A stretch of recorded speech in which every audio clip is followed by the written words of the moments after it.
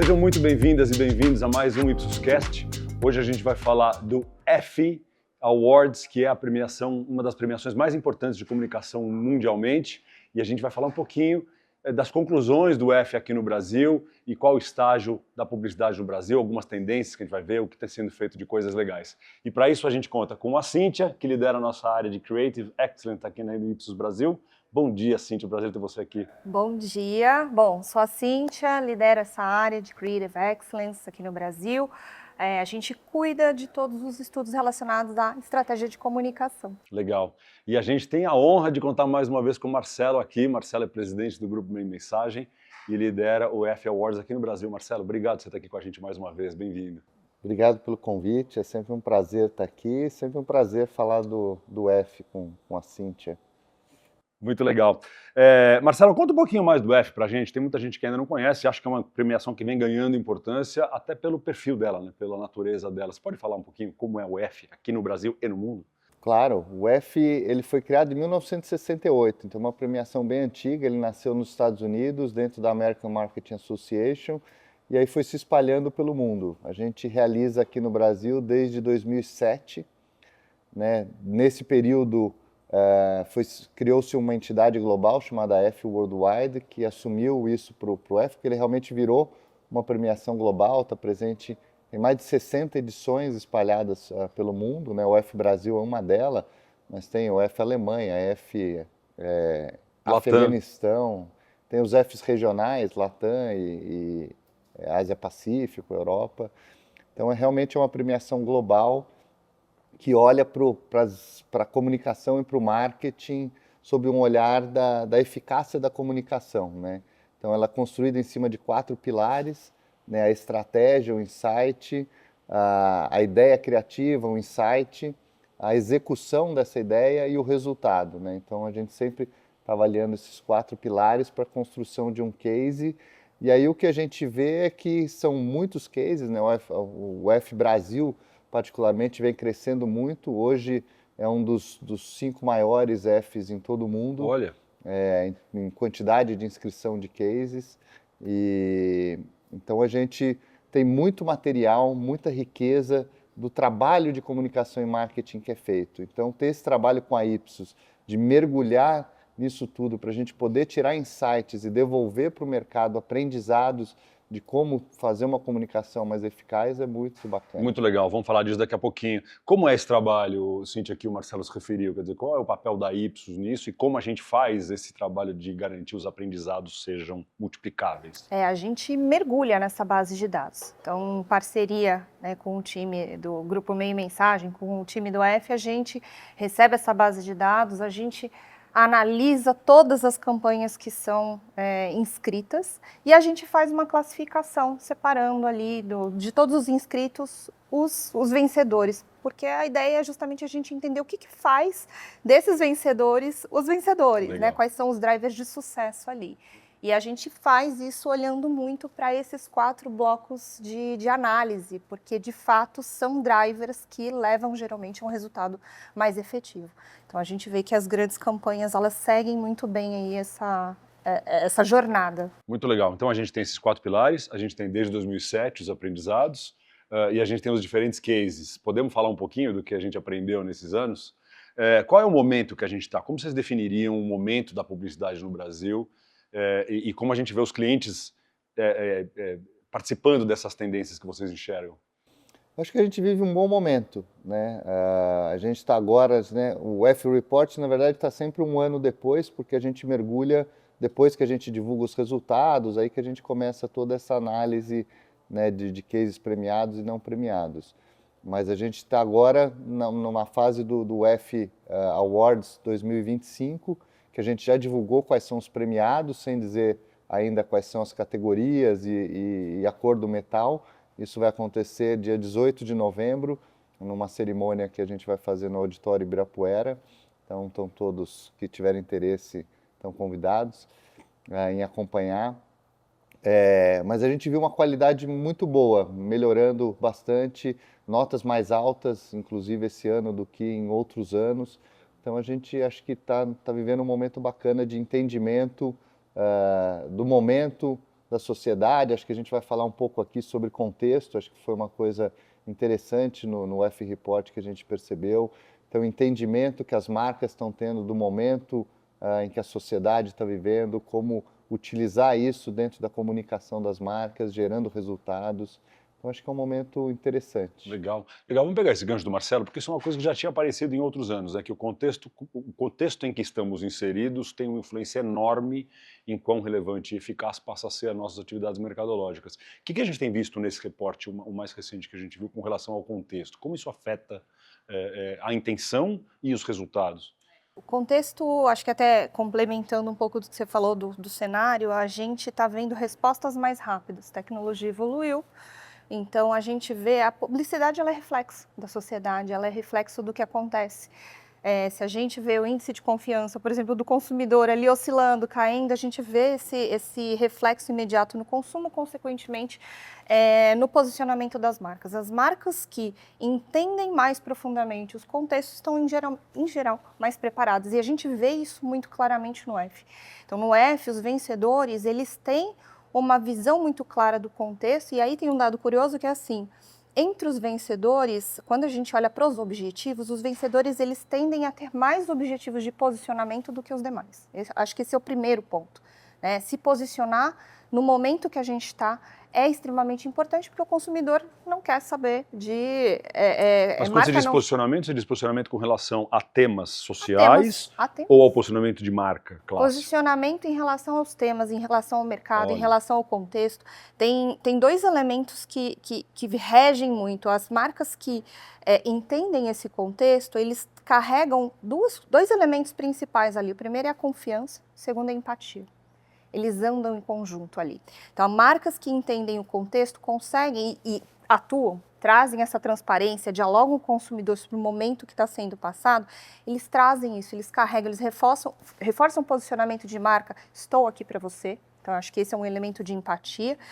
E eles passam com isso, eles trabalham um driver e uma tendência que é justamente a confiança. Confiança é um driver importantíssimo em diversos aspectos. Eu falei do índice de confiança do consumidor, mas isso passa para a marca, é um driver, passa para o influenciador, que é driver de influência também, né? Então, a gente observa que quanto mais dentro do contexto as marcas estão, mais sucesso eles têm geralmente na criatividade, inclusive, né? Por quê? Porque contexto é base de entendimento do consumidor. E marcas que têm empatia com esse consumidor, geralmente têm criatividades muito fortes. Eu diria até que, assim, só para ficar bem claro, quando a gente fala contexto, não quer dizer contexto político somente, Perfeito. Posicionar sobre temas polêmicos. Eu acho que é fazer uma leitura e achar, né, e aí a gente fala também do posicionamento da marca, mas achar alguma coisa que tem a ver com a marca, né, onde você possa realmente criar uma conexão com o seu consumidor.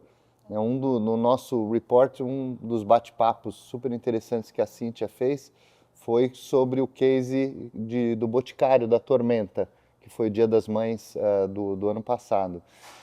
Então ela conversou com o pessoal da UMAP, do Boticário, e eles comentaram um pouco, né, de como surgiu isso. Então era uma pesquisa de Harvard que eles identificaram essa tensão, né, da mãe com o adolescente. Então já começa a ver aqui, putz, a gente tem essa coisa, a gente sempre falou da mãe da maternidade com o bebê, né, e a mãe adolescente. E aí foram fazer o social listening. Então, assim, você começa a entender que tem uma tensão ali, que as pessoas vão se identificar. Então, é essa leitura, acho que de contexto, das marcas estarem muito atentas ao que está acontecendo para identificarem, né, esse aqui é o ponto que eu vou extrair na minha comunicação.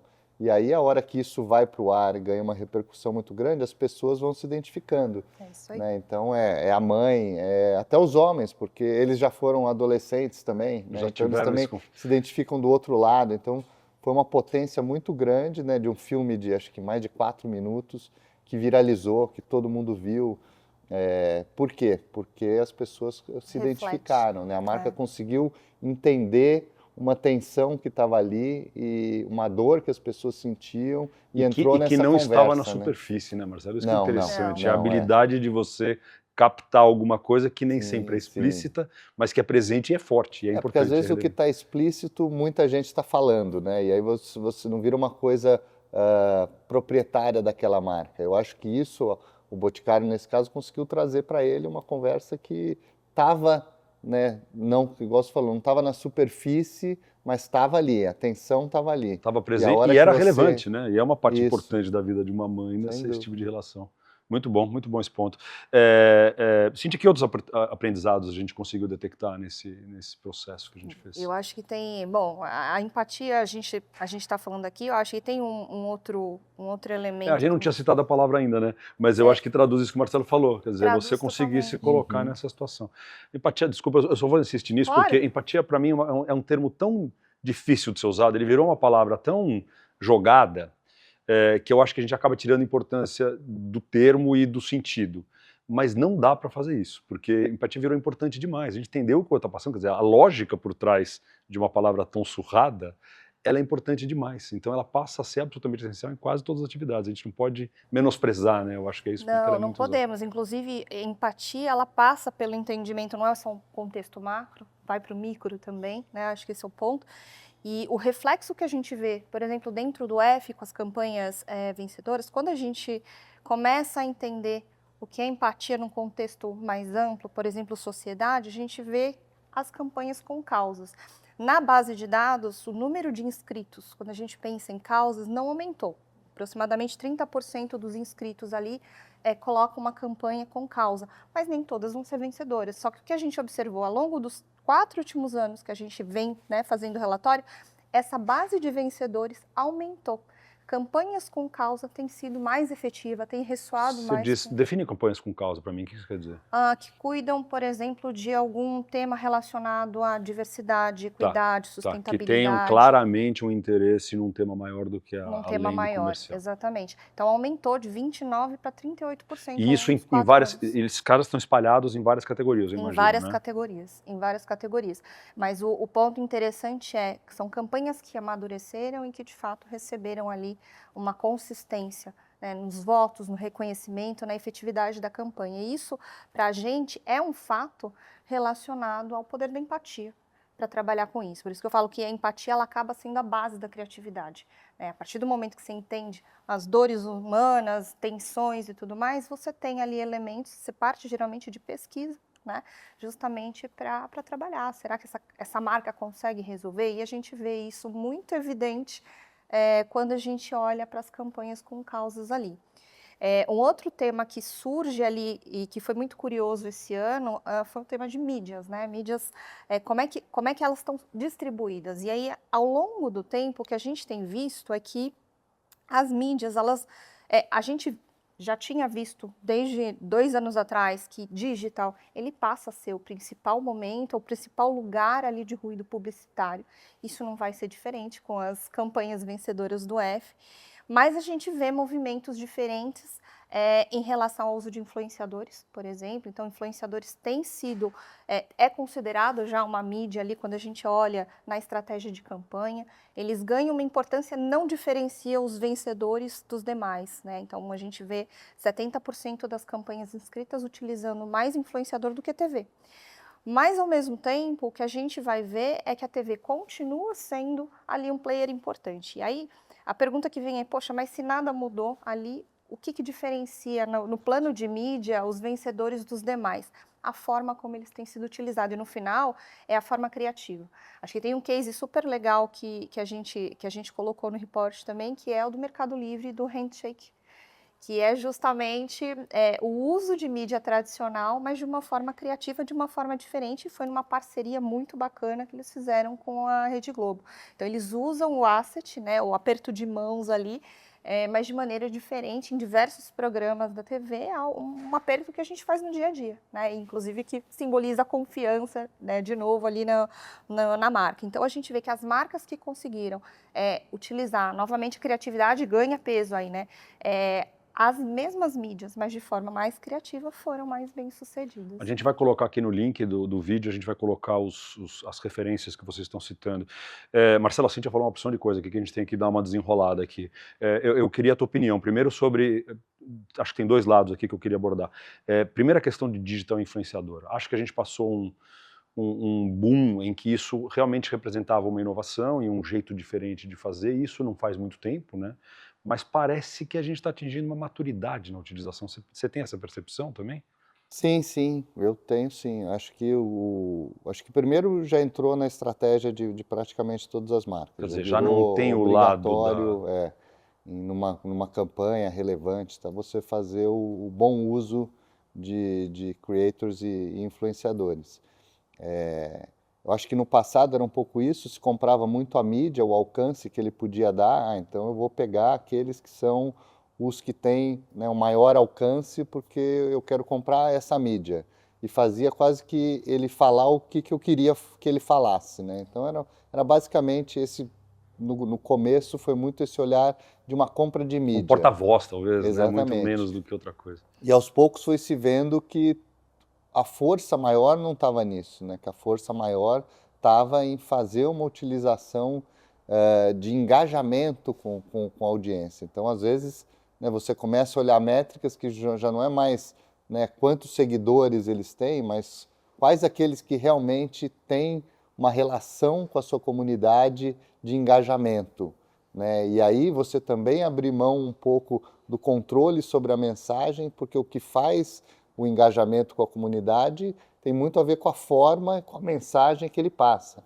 Então, como que você vai achar os influenciadores certos para a sua marca, né, que vão conseguir passar uma mensagem verdadeira para a comunidade, né, porque se não for, não vai engajar, né, para aí você conseguir fazer o engajamento. Então, acho que a gente passou muito da métrica, talvez seja o principal, né, só de alcance de mídia para engajamento, para realmente Não, esse é um ter um insight incrível, envolvimento, né? E como as marcas estão talvez mais confortáveis em perder o controle totalmente, em admitir que Precisa parte ser, da né? legitimidade deste novo parceiro traz valor, né? Sim. E acho que isso só reforça o quanto você realmente precisa ter para você abrir mão, precisa estar isso está muito consolidado e muito forte, né? Para você conseguir passar isso para alguém, os seus do's and don'ts, porque vão ter os don'ts também. Fala, não, isso daqui não é meu território, isso não é essa forma que eu falo, né? E você tem que passar isso e isso. Então sempre vão ter os do's e os don'ts com os influenciadores.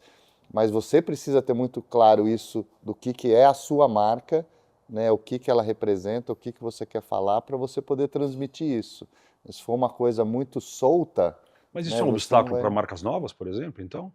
Ou não? Acho Porque que do jeito que você não, está acho que falando, parece que as marcas consolidadas teriam mais conforto em fazer isso, não necessariamente. Às não, vezes eu não. acho que não, porque talvez pode ser uma marca nova de nicho que vai ter isso muito, muito sério, né, muito, muito forte. Talvez para uma marca mais massiva, talvez fosse mais complicado o que você vai fazer. Tem que ter Entendido. um match de personalidades aí, né? Se a marca sabe quem é, como atua, ela não vai ter receio de escolher, tem que escolher corretamente o influenciador, porque a pessoa você não controla 24 horas ao dia. Então ela pode estar ali, né? De repente você escolhe alguém que é polêmico, você tem risco. Você tem risco de manchar os valores da marca. Então é importante escolher, obviamente, o influenciador que tenha ali valores similares para dar liberdade criativa, para que ele traga a mensagem que você precisa, mas do jeito dele, falando como ele fala para a audiência dele. Eu acho que é sobre isso, né? Muito bom. Muito interessante esse insight. E outro ponto que você trouxe, você falou de causa, eu queria voltar. A gente tende a pensar nas grandes causas, não sei se é um viés cognitivo aqui, mas a gente tende a pensar em ESG, principalmente quando você fala em grandes causas. Qual é o momento de ESG? Qual é o momento do olhar de sustentabilidade, de diversidade? Que eu acho que são algumas das grandes causas, evidentemente não só essas, mas são algumas das grandes e mais visíveis, principalmente depois de um momento em que a gente viu muitas marcas diminuindo ou desacelerando o seu engajamento em causas, algumas em função de temas de influências políticas e tudo mais, mas obviamente os temas não deixam de ser relevantes. Qual é a nossa conclusão hoje em termos de ESG/causas nas eficácias, né, na avaliação dos resultados? Em relação à conversão, as campanhas que trabalham algum tipo de causa, elas têm uma conversão para o resultado muito maior. Tá? Entre os vencedores, a média de conversão, quando a gente pensa em resultados de curto e longo prazo, é acima de 80%, 83%, 85%. Quando a gente faz um zoom in ali para os que trabalharam alguma causa, essa conversão é de 93%. Então está mais do que provado, não só pelo F, mas pelos estudos que a gente tem aqui, que quando a gente faz, né, com relevância, enfim, com a cartilha ali completa, tem algumas, né, alguns poréns ali, a gente vê resultado de fato e resultado mais efetivo, muito mais poderoso, inclusive, do que outras campanhas. Acho que esse é um ponto. Eu acho que quando você comentou de algumas empresas terem diminuído esse esforço, né, até por questões políticas, eu vejo isso, mas por outro lado eu sinto, no Brasil acho que talvez um pouco menos do que nos Estados Unidos, isso foi muito mais forte, mas por outro lado também teve aquela época que era modinha, todo mundo queria fazer, não, acho que a gente também tirou tirou essa espuma, né? Quem realmente tinha isso como core da sua marca, na verdade só reforça, porque essa é a hora de realmente você mostrar num ambiente, porque quando a maré está andando, todo mundo embarca no coisa. Quando a maré vira contra, é que realmente quem tem isso como core da marca é que tem que lutar mais forte, e aí a gente começa a separar quem realmente faz isso Parece também um amadurecimento. A gente falou do amadurecimento no uso de influenciador e digital, também parece um amadurecimento no uso de causa, de ESG, né? Parece que não é mais uma coisa... acho que a metáfora que você usou, a analogia é boa, né? A maré baixou e alguns ficam, outros vão embora nesse movimento. Está entre as preocupações crescentes no Brasil, a gente sabe disso, por exemplo, questão ambiental, condições climáticas. Quando a gente olha entre as causas, no F também, a parte, por exemplo, de preocupações com o clima aumentou em 27% entre os vencedores. Olha, e era um tema que sempre estava ali em torno de 11%, 15%, chegou a 7%, né? Então, na fase da espuma ali, como você trouxe, foi para 15%, e depois reduziu para 11%, e esse ano 27% ali dos vencedores trouxeram. Quer dizer, os temas não foram embora, é mais um ponto de entender o contexto que é um amadurecimento, eu acho que talvez essa seja a tradução. Quando a gente olha para a realidade brasileira, tem muito espaço para as marcas ocuparem um espaço que é deixado pelo governo, né? Então, existe muito, se você conseguir identificar alguma coisa que seja verdadeiro para a marca, de você ocupar esse espaço, né, trabalhando, fazendo o trabalho de construção da marca e, ao mesmo tempo, trabalhando o lado social de melhora, de devolução para a sociedade um pouco de benefícios. Muito bom. Ótimos insights, gente. Ótimos insights. Em 20 minutos aqui a gente já viu tanta coisa, vale a pena olhar o report, a gente vai colocar o link para o report. Vale. E o evento, Marcelo, vamos lembrar todo mundo, novembro. 18 de novembro, Auditório Ibirapuera. Vamos conhecer os vencedores desse ano. Que legal, vai ser mais um sucesso, tenho certeza. Marcelo, um privilégio enorme ter você aqui com a gente, como sempre. Obrigado e parabéns pelo que você tem conquistado, a importância do F e, obviamente, sua influência no mercado publicitário brasileiro. Obrigado por você estar aqui com a gente. Cíntia, é um prazer, como sempre, ouvir você falar. É uma honra para a gente também. Obrigado, pessoal. Até o próximo episódio.